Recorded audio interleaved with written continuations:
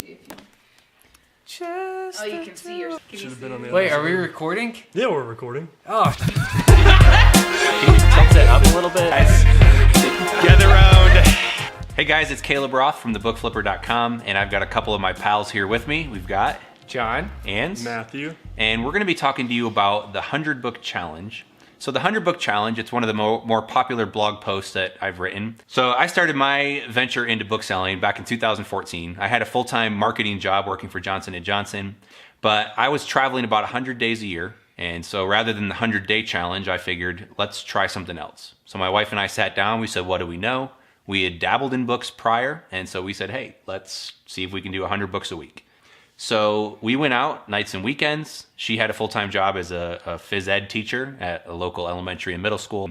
So the cool part for me is I traveled around the country. I worked out a deal with our truck driver, so I could we'd go to Florida for a lab and meet up with some doctors. I'd have a half day to kill, don't tell my boss. And I would go out and source books in Florida or California or Vegas or wherever we were. We'd load the truck back up, which was nice, so we got access to a lot of inventory, ship them back to Indiana where we lived, and we would go ahead and list them from there. So the goal was simple. Can we find, source, and list 100 books a week? And what that developed into was by middle of 2015, we took a job out in Denver, worked out a deal where we'd work part-time, had 2 days a week to go source books, and raised that goal from 100 books to 200. And by the end of 2015, we were consistently getting 300 books a week. And at that point, we kind of said, hey, this business is viable, it's working, and I was able to quit the day job and go full-time into books. So that's my story, and we've got a couple guys here, like we said. We've got Matthew and John, and we're going to have them embark on the same challenge. So why don't you tell us a little bit about yourselves? We'll start with John here. And we'll kind of, what are you doing right now? And what are some of your goals with this? yeah. So right now I am a full-time seminary student. So here at Denver Seminary and working through that. In 3 weeks, I'm having my first kid. Well, yeah, baby. My wife technically is having the kid. I just get to be there. But we've been doing books for around 2 years now, and just kind of gradually building the business. And at this point, this is what I do for 2 days a week, essentially, and go to school full-time. So the 100 Book Challenge will kind of be also a kickstart to continually being able to get through school and eventually be in ministry. So what Perfect. free means. And your arrangement of finding books is a little bit unique. Yep. I have what would be called a modified bulk arrangement with a thrift store in the area where I go and purchase books by the Gaylord. Typically, if you go to a thrift store, you would not be keeping. But I'm getting them. And what do you for a mean by little that? bit. Just low margin? Yeah, just lower margin books. So, Yep. typically you wouldn't be able to sell those because you'd be paying more for the book at a thrift store than what you would actually profit on the book once you listed it on Amazon. So my margins are going to be a little bit lower, but sometimes I get access to more books. So we'll see how this goes. And then this is Matthew, and why don't you tell us a little bit about what you do right now and what you're trying to do with this challenge? So I'm a full-time marketer. I'm going to be doing this challenge on the nights and weekends, going to the normal sources, thrift stores, libraries, library sales. I've flipped books off and on for the past, a year and a half, maybe close to 2 years now, but I've never done it consistently.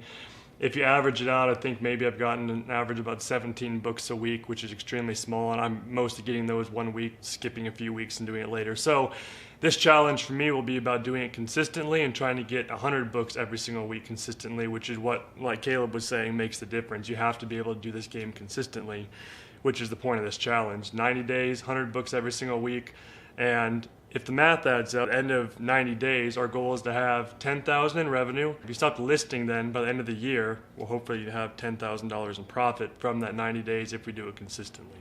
Yep. So that's the goal with the challenge, I think. Perfect. So again, we're going to share as we go. I know you're a little nervous about finding 100 books a week. A little bit. Yeah. So sometimes you go to a thrift store and just kill it. Sometimes you go and completely strike out. And so we're going to be sharing some of that with you. We'll share some of the creative sourcing that we figure out. So John's worked out a relationship and is able to essentially get access to as many books as you can handle. Mm-hmm. Will you do any thrift stores or library sales mixed in? I probably will. Just depends Okay. on what sales are around in the area, or if a week just doesn't pan out like I would like, then I could go and do a thrift store on Saturday or something like that as well. Perfect. And Matthew, I think, embodies kind of the normal day job. He's got a regular job, and he's going to be, like he said, working nights and weekends. I think too many people jump into this business and they just think you can make a lot of money, or maybe you go 1 week and you don't put the time in.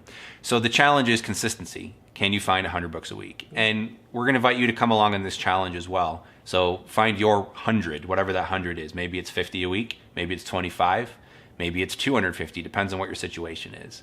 But for me, I was building this book business for well over a year before I even thought about quitting the day job. One, trying to convince the in-laws that that's a good idea was pretty tough. And future grandson as well. How far away? We are about 5 weeks away. So John beat us to the punch. He's got about 3 weeks out. 3 weeks. And we've got about 5 weeks, and Matthew's already got his first. So Oh, yeah, 10 months in. we're all like the same people. Sorry, we're not giving you a very diverse opinion here. But again, the concept is not to quit your day job right away. It's to prove what's possible. And for a lot of people, going out and being able to find 25 or 50 books a week that can change your life. It can help pay off debt, pay for a vacation, etc. And if you're able to find a lot of books, if you are good at talking to people and can find other sources, maybe this can be something that scales with you. So a couple things as you follow along on the venture. You can go to our website, The 100 Book Challenge. 100 is 100. We'll spell it out on the screen right here, maybe. Let's sit down here. That's fine.